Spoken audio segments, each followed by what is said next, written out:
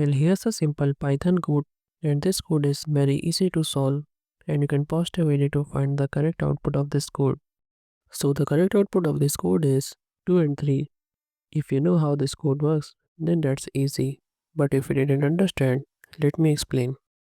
So this is the code, and here we have the initial values a is equal to 1 and b is equal to 2. And the next line, we have to understand this part.